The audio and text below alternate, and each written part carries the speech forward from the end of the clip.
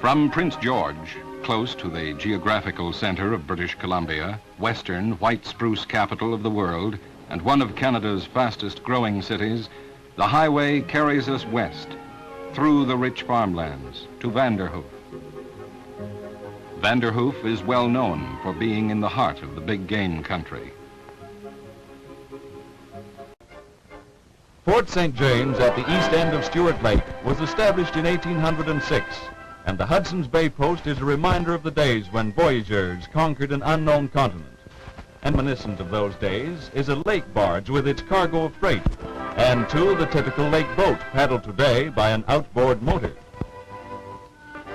And here is the modern pack horse of the North, the plane that wings into the sky to carry supplies to mill, mine, and trap line throughout this vast area.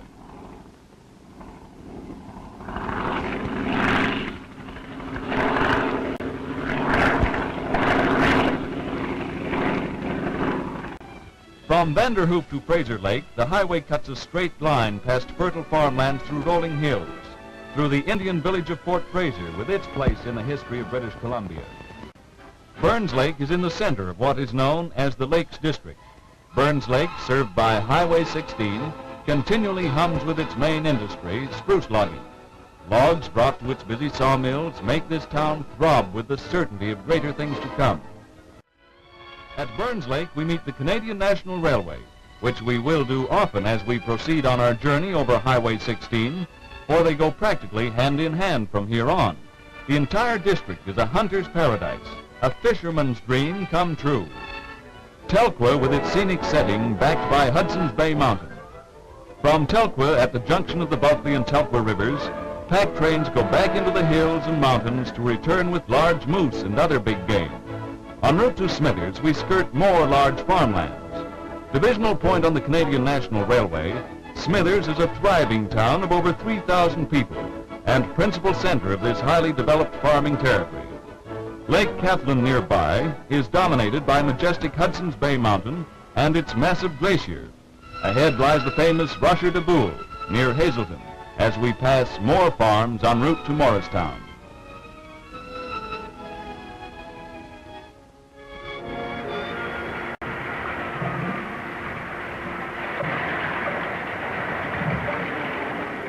Whether working from a boat on the river or battling the foam of a waterfall, the hereditary right of the Indian to gaff his salmon is the law of the land, and his inbred knowledge on the ways of these mighty fish never fails to bring him his catch.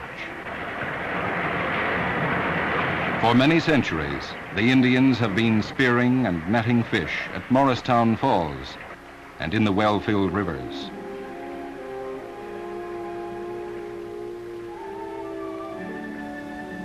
Here the Bulkley rushes through sheer walls of rock on its way to Hazelton. Hazelton became important when the Collins Overland Telegraph Line was being built in 1866, and again when the Trail of 98 went through the town. Near Hazelton, the highway brings interesting and historic sights with every turn. North America's largest collection of totem poles and old Indian villages. Kitwanga, Kishkigas, Kitwankul, relics of bygone years, all with a story of their own. And everywhere in the Pacific Northwest are found relics of this wonderfully skillful people.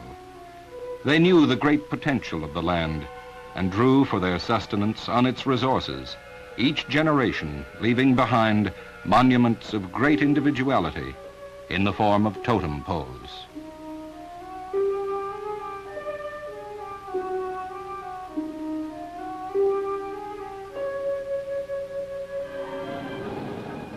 Moving on towards Terrace, the road parallels the mighty Skeena.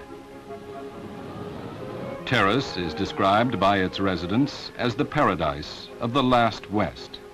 Its climate is comfortably tempered by its situation amidst two valleys, which are open to the sea. Leaving Terrace, the road follows the banks of the Skeena, winding through the beautiful mountain scenery as it finds its way to the salmon-filled waters of the Pacific. Prince Rupert, western terminus of the Canadian National Railway and Highway 16, is famous for its harbor, third finest in the world with 4,000 feet of wharfage. A popular coastal cruise is the trip from Vancouver to Ketchikan in Alaska, stopping off at Prince Rupert for sufficient hours to browse around this interesting city. Home of an active fishing industry, Prince Rupert has 3 large cold storage plants, one of 14 million pounds capacity, the largest exclusive fish cold storage plant in the British Empire.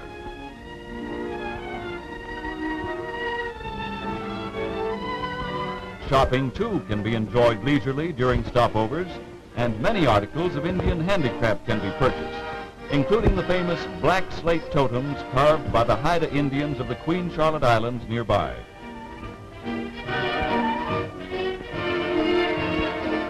In honor of its great fishing industry, Prince Rupert goes all out with its annual Port Day, decorated commercial fishing vessels, with competition keen among the fishermen. It's a day full of activity, clean and wholesome.